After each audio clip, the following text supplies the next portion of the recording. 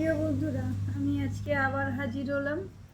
কারণ তোমাদের সাথে সত্যি কথা বলতে গেলে প্রতিদিন যে দৃশ্যসাপে আসতাম, মানে ভিডিওতে আসতাম, দিনগুলো ভালো কাটতো। তারপরে এমস থেকে ঘুরে এসেছি।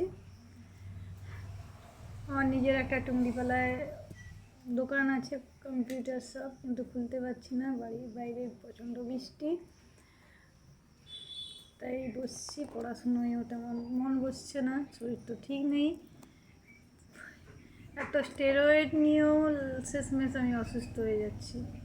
প্রবলেমটা আমার যে আমি ঠিকঠাক করে না তো আমি রিল বানাতে পারছি, আর না তো আমি নিজের টুংরিপালার দোকানটা শুরু করতে পারছি। কিছুই করতে পারছি না, সেই জন্য তো আমি ইনকামও করতে পারছি না। কিন্তু আরেকটা কথা বলা হয়নি, আমার ডিপার্টমেন্টের এইচওডির কথা। প্রথম যখন আমি অ্যাটাক হই, বন্ধুরা জানো তো তোমরা, না জানবে কী করে, আমি তো বলছি এই তো, আমি প্রথমে ব্লাইন্ড হয়ে যাই। তারপরে এনআরএসে ভর্তি করা হয়। আমি আতঙ্কে পড়ে স্যারকে ফোন করেছি, তখন স্টেরয়েড পড়ে গেছে, চোখে দেখতে পাচ্ছি। আমি স্যার এই বোধহয় আমি লাস্ট টাইম দেখছি, তো আপনি আপনার হাতে একবার মার খেতে চাই, বকুনি খেতে চাই, ঠিক আছে, সেটা হয়তো আর কোনোদিন হবে না। আমি পাস আউট করেছি।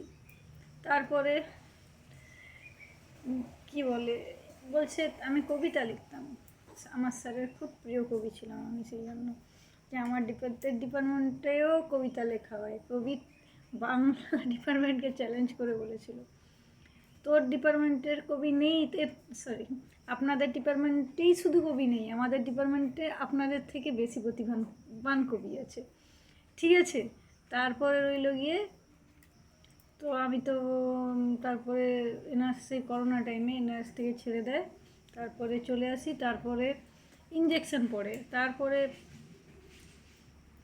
পয়সা কড়ি নেই, তো স্যারের দেখা করতে আসছে। তো বললাম আমি এত দূর থেকে আসতে যেতেই পারছি না, অসুস্থ হয়ে একদম গায়ে প্রখর জ্বর, সঙ্গে অসুস্থ। সঙ্গে সঙ্গে বললো বেটা, দিয়ে রেখে দিল একটা পিজিতে, পেইং গেস্টে আমাকে, মাকে। তারপরে তো আমার বন্ধুরা ছিল, সবাই হেল্প করেছিল বিশাল, ঠিক আছে। তারপরে তোমাকে বলি, স্যার মানে এনআরএস হাসপাতালের টেবিলে হাত চাপড়ে বলেছিল, আমার এই মেয়েকে আপনার এই হাসপাতাল থেকে সুস্থ করে যাব।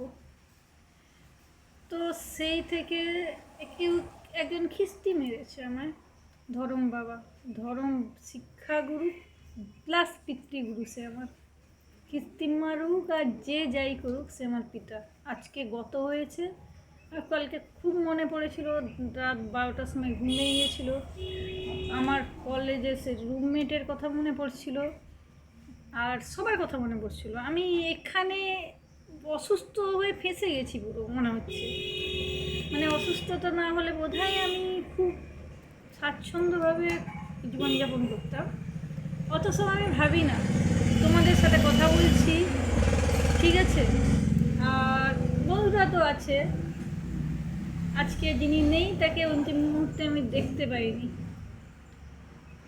সেটা খুবই কষ্টের ব্যাপার ছিল আমার কাছে।